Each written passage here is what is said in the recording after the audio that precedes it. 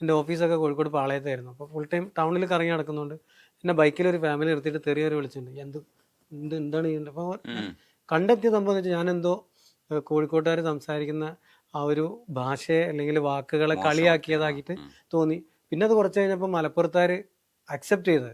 അപ്പോൾ അവരുടെ ഇതാന്ന് വിചാരിച്ച് ടോട്ടലി നമ്മൾ ഉദ്ദേശിച്ചത് ഒരു വാക്ക് ഉപയോഗിച്ചിട്ട് നമ്മൾ പറയാനുള്ളത് ഒരു ആക്ഷേപഹാസ്യത്തിലൂടെ പറഞ്ഞു എന്നുള്ളതാണ്. പക്ഷേ ആ ഒരു പാട്ടാണ് ശരിക്കും ലൈഫിൽ എന്നെ ഇന്നിവിടം വരെ എത്തിച്ചത്. അപ്പൊ ആ പാട്ട് ഞമ്മള് വന്നിക്കണ്, രജനീഷ് ഏട്ടനെ കണ്ടിക്കണ്, ഒരുപാട് ഓഡിയൻസ് ഉണ്ട് എന്ന് പറഞ്ഞിക്കണ്, സൗണ്ട് സ്വീറ്റാന്ന് പറഞ്ഞിക്കണ്, ചോദ്യങ്ങൾ ചോദിച്ചിക്കണ്, പഹയന്റെ നുണക്കുഴി കണ്ടിക്കണ്, അടിപൊളി സ്റ്റൈലിൽ ഇരുന്നിക്കണ്, ഒരു ഗിഫ്റ്റും തന്നിക്കണ്, തലേന്നിരുന്നിക്കണ്, നാളെ ഗസ്റ്റിനെ കിട്ടിക്കണ്, ഇന്ന് പഠിക്കാൻ തുടങ്ങിക്കണ്, ഓരെ കുറിച്ച് തിരയാൻ നിന്നിക്കണ്, ഉറങ്ങാതിരുന്നിക്കണ്, നല്ലോണം തലയിൽ കയറ്റിക്കണ്, പഠിച്ചിട്ട് സ്റ്റൈലായി വന്നിക്കണ്, ഇരുന്നോരെ വട്ടം കറക്കിക്കണ്, വന്നോരിരുന്നിക്കണ്, ഓരെ മനസ്സ് നിറച്ചിക്കണ്, ചിലവരെ നെഞ്ചത്ത് ചേർത്തിക്കണ്, ഓരെ കണ്ണൊക്കെ നിറഞ്ഞിക്കണ്.